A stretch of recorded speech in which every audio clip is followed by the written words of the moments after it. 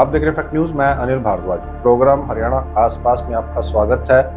Programme में चर्चा के लिए मेरे साथ मौजूद है मेरे सहयोगी शमशेर चंदेल। तो सबसे पहले रुख कर लेते हैं खेलों से जुड़ी खबर का। बड़ी खबर है शमशेर जी, बजरंग पुनिया पे 4 साल का बैन लग गया। हाँ जी, ये नेशनल एंटी डोपिंग एजेंसी ने बैन लगाया और इसमें खास बात ये कि बजरंग पुनिया का आरोप है कि ये जो सबसे कुछ समय पहले इनके पास डोप टेस्ट के लिए आए थे ऑफिशियल्स नाडा के, वो एक एक्सपायर्ड किट लेके आए थे और उसमें नेचुरली सैंपल गलत निकलता है। तो बजरंग पुनिया का हालांकि अब इनकी क्रेडिबिलिटी तो है क्योंकि ब्रॉन्ज मेडलिस्ट है ये टोक्यो ओलंपिक्स में, कोई छोटे मोटे रेसलर नहीं है। भारत में कितने मेडल विनर्स है ओलंपिक्स के। और इनका आरोप ये है कि क्योंकि ये जो महिला रेसलर्स के खिलाफ का जो प्रोटेस्ट था और दिल्ली में ये बैठे थे जंतर मंतर में और उसमें इन्होंने पार्टिसिपेट किया ब्रजभूषण शरण सिंह के अगेंस्ट, जो कि रेसलिंग फेडरेशन ऑफ इंडिया के चीफ थे। इस वजह से इनको प्रताड़ित किया जाए। इनका मानना ये है कि इनका कहना ये है कि इस वजह से प्रताड़ना हो रही है इनकी कि 4 साल का बैन लगा दिया। उससे होगा ये कि अभी 2025 है, 24 है और जो अगली ओलंपिक्स होगी, मान लो इन्होंने क्वालिफाई करना हो या क्वालिफाई कर सकते हो तो ये एलिजिबल ही नहीं है। तो मतलब एक तरह की प्रताड़ना हो रही है। बीच में एशियन गेम्स है, कॉमनवेल्थ है, कॉमनवेल्थ में तो मेरे ख्याल से ये अब रेसलिंग होगा ही नहीं, तो ये प्रताड़ना हो रही है। तो ये प्रोफेशनल रेसलिंग नहीं कर सकते, इनका ये मानना है। तो बात राज्यसभा की कर लेते हैं। हरियाणा से एक सीट खाली हुई है 20 तारीख को। जो बाकी टोटल देश में 6 सीटों पर चुनाव होना है 20 दिसंबर को, जिसकी नोटिफिकेशन हो गई है, उसमें हरियाणा की भी एक सीट है। कौन हो सकता है उम्मीदवार भाजपा की तरफ से? अनिल जी, कौन होगा उससे पहले ये बात कर लेते हैं कि अब ये तय कि भाजपा ही ये सीट नहीं, वो तो है, ठीक है ना।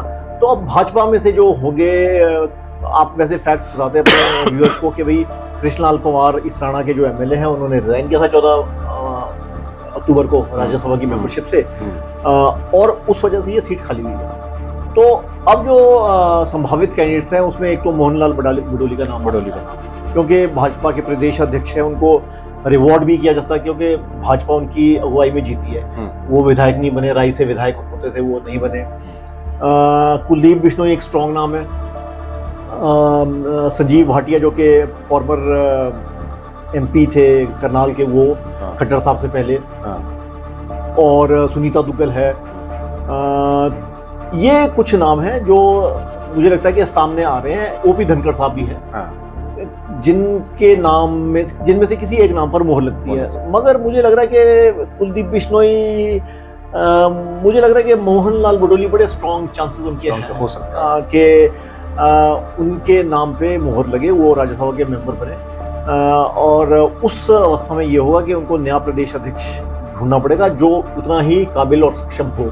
तो ये एक समस्या है, क्या वो उनको सेक्रीफाइस करना चाहेंगे, क्योंकि अब वो एक 2.0 होता है ना कि ऑर्गेनाइजेशन एक स्थापना के लिए कोशिश करिए कि जो मेंबरशिप ड्राइव है वो बढ़े, ये सारी चीज़ें। तो उस वजह से मुझे लगता है कि बेस्ट कैंडिडेट ये हैं, पर शायद वो ये भी सोच सकते हैं कि यार क्या सेक्रीफाइस करें। हाँ, वही ना, पार्टी के लिए तो बेस्ट हो, जब पता है कि सीट जीतनी है तो जीतनी है। अब इसी से जुड़ी बात कर लेते हैं। 6 सीटें हैं। 6 सीटों में 3 आंध्र प्रदेश की हैं, एक उड़ीसा की है, एक हरियाणा की और एक तृणमूल वहाँ की वेस्ट बंगाल की है। तो नेचुरल सी बात है। अब आंध्र प्रदेश में तो मेजोरिटी फुल फ्लैंज चाहिए, एक तरह से एनडीए को है, वहाँ पे टीडीपी और बीजेपी। उड़ीसा में भी वही बीजेपी, हरियाणा में बीजेपी और वेस्ट बंगाल में तृणमूल कांग्रेस। तो जो मोटा मोटा एक अंदाजा हम लगा सकते हैं वो ये है कि 6 में से 5 सीटें तो एनडीए को। देखिए, अब तो एनडीए के पास फिलहाल तो राज्यसभा में भी मेजोरिटी है। हाँ, और ये और स्ट्रेंथन हो जाएगा। 5 सीटें ज्यादा बढ़ जाएगी तो वो तकरीबन 125 के करीब मुझे लग रहा है कि